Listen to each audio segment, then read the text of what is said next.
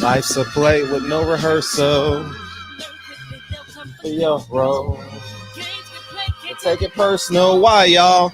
Because the devil is a lie. Hey, I'm telling you the truth. Hey, it's all in what you do. Hey, the things you gotta do. Hey, hey, hey, hey. Barbershop conversation, guys. Feel free. Hit the subscribe button. Hit the subscribe button, man. I appreciate everybody coming in. Oh, I'm thinking I'm thinking it's Sunday night, man. I can't wait to see y'all tomorrow night, 9 p.m. Sunday to Thursday, man. I appreciate y'all coming in here, man. And you know what I mean? I just want to put a bow on this, man.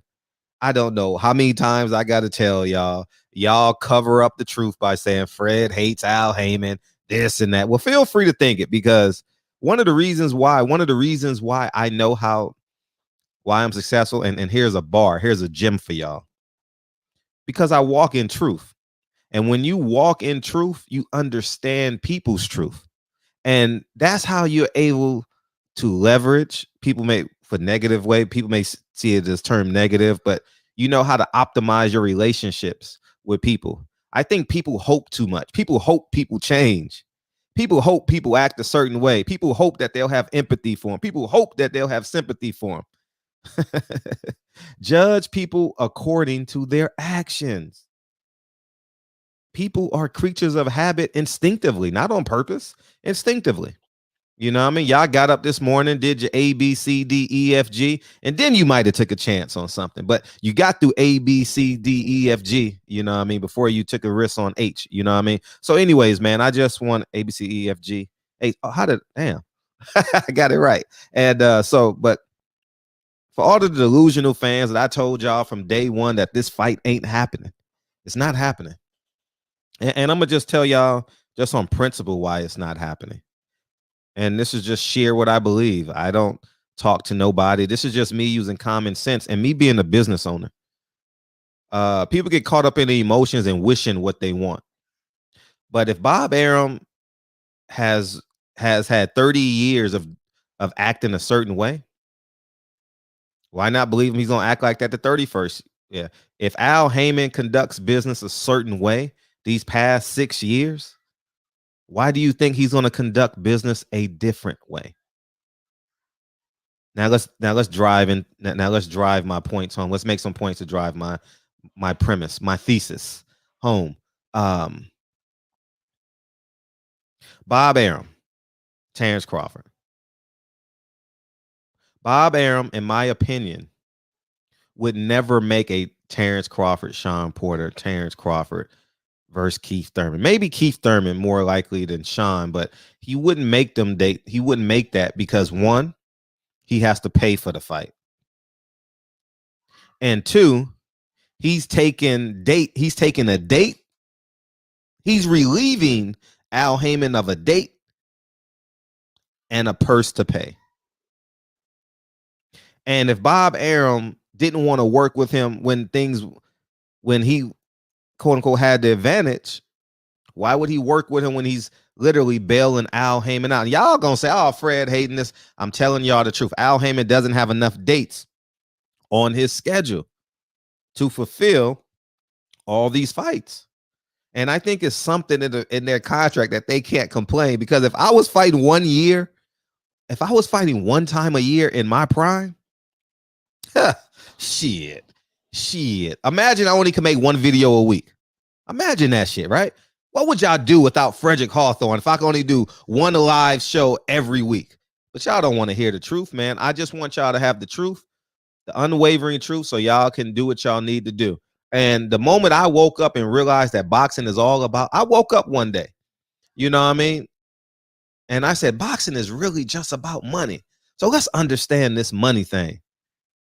And at the end of the day, it's not about, man, I wish y'all fully grasp. But anyways, I'm just going to keep on telling y'all the truth because I know how things operate. So he won't let Al Heyman, he would relieve Al Heyman of probably $2 to $5 million because Al Heyman has to put on the entire card, right? Bob Arum doesn't want to do that. He sees, the fans see it, but I think the fans are in denial. The reason why the 122-pound division is ongoing because it's affordable. The reason why these 147 guys are not fighting because it's not affordable.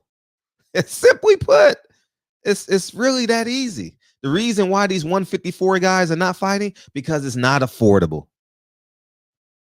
Simply put. And the fans are in denial and making boxing. I'm telling you, I woke up so much. It's not about Bob Arum versus Al Heyman. On the lower level, it is. From a personal level, yeah, I would believe that Al Heyman really genuinely don't like Bob Arum, and Bob Arum genuinely don't like Al Heyman. But it's about the money. When I walked into the MGM that Wednesday and I saw ESPN had a booth, Fox had a booth, you had Jason Whitlock had a morning show, Stephen A. Smith had his show, Max Kellerman and Andre Ward and them had this show, and you saw them take up space in the MGM. I said, this shit is about money. This shit is really about money. When you saw Manny Pacquiao and Floyd Mayweather and you couldn't even walk through the MGM,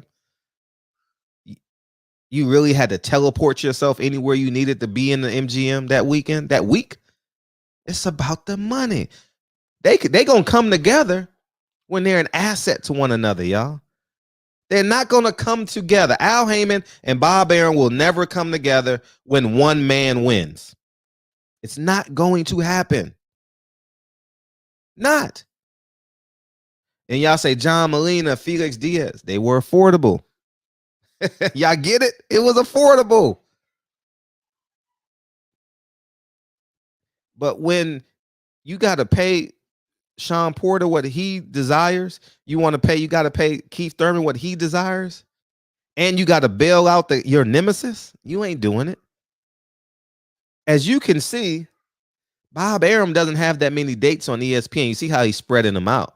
You understand? He has a fight. He has nothing in March. I haven't seen nothing in March yet. He has a fight today. He has a fight on the 27th. And then he comes back live in April, right?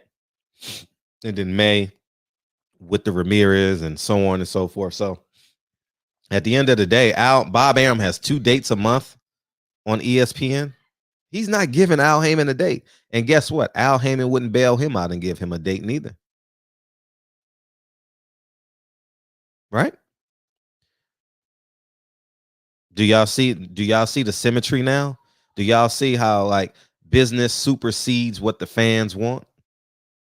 But I just sit back in this chair, man. You know what I mean? I just sit back in this chair and smile. Because I know the truth. And I accept it. And this is probably one of the reasons why Bob Arum can come into the shop and hang out for an hour and a half, because he knows I get it. I'm not emotional about it anymore. Niggas and fans are just emotional about the truth. If I was Al Heyman for real, I wouldn't want to work with Bob Arum either. Why? Do y'all watch Godfather of Harlem? How come y'all can watch that play out on TV, but when you watch it play out in boxing in terms of allies and enemies, y'all don't see the symmetry?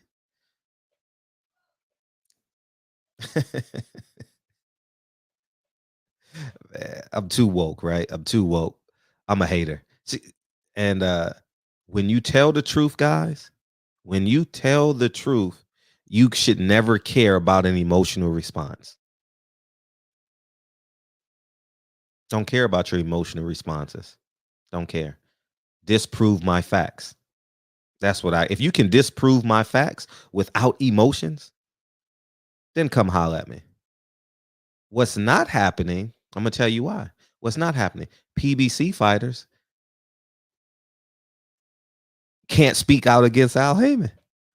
How the fuck you ain't mad and you fight once? How the fuck these trainers and fighters and promotional guys? The only person winning is Samson and Louis the Coopers. Those are the only son of a guns winning in PBC, man. They got fighters every week. 154 can't get a date. Gary Russell can't get a date. The Charlo's gonna fight once this year. It looks like if they fighting on pay-per-view, it looks like they can't fight in May. The earliest they could fight is in June. They can't fight in April or May. Final Four and Cinco de Mayo is going to going to suck all the money out. You know, that's truth. So they on schedule to fight once this year. So that means Earl is coming back in July. That means that's the 7th month. How is he gonna come back so quick? If I'm telling y'all, man, does that mean Tank Davis is gonna go? Wait a minute. Let's see the schedule. Nope. It goes Charlo based off of last year's scheduling. It goes Charlo's first, Tank second, Earl Spence third. So the earliest we can see Earl Spence is August. You have the Charlos in June, Tank in July, Earl in August. That's the scheduling from last year. So I don't know how they're going to do it. I don't know how injured Tank is, but that's their scheduling. And if y'all don't believe it, I'm just basing this off of me applying practicality, pragmatics.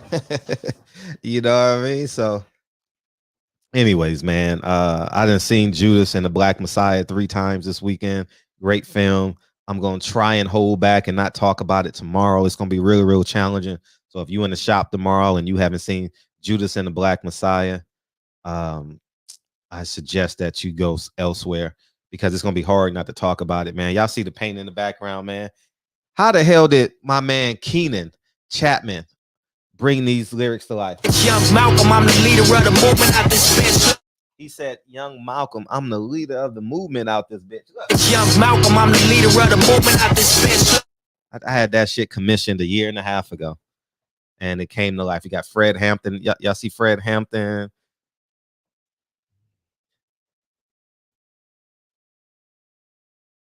Right there.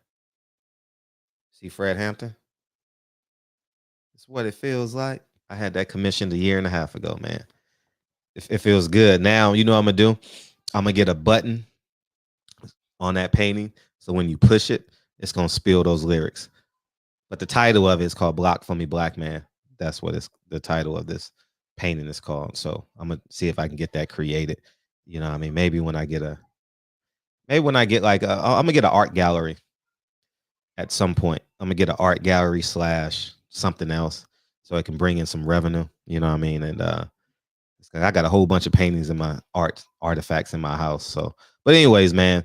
I just it feels good when you know the truth and you don't have to get emotional about it. Because I already know the boxing world is gonna get emotional about Teofimo Lopez and shit like that. I don't know why. I don't get emotional with Bob anymore. Nah, I know who he is. And that's it. So, anyways, man, y'all keep on getting mad, keep on getting angry. The only way we're gonna get these fights, guess what? If y'all stop spending money. Y'all don't want to do it because you hoes. You might as well put you on the blade. You a hoe, nigga. Yeah, I'm talking to you. You a hoe. You just give him money because you say, hey, he's black. You just give him money, Latino brother, because you say, hey, he's Mexican, Honduran. And the racists just say, hey, we give money because we got to keep the black people down. And guess what? Ain't none of these people paying winning. If you black, white, Mexican, Latino, Asian, or any other type of persuasion, you ain't winning. Guillermo Rigondeaux ain't fight the monster yet. Hopefully we get a unification at 122. Earl Spence ain't fought Terence Crawford. 135 division is not fighting each other. 154-pound division is not fighting each other. Jamal Charlo's not fighting Triple G. Canelo's not fighting David Benavidez. If y'all want a 168 fight, Caleb Plant is not fighting David Benavidez. You know, I mean, hopefully Joe Smith versus Arthur Beterbiev happens. You know, AJ never fought Wilder.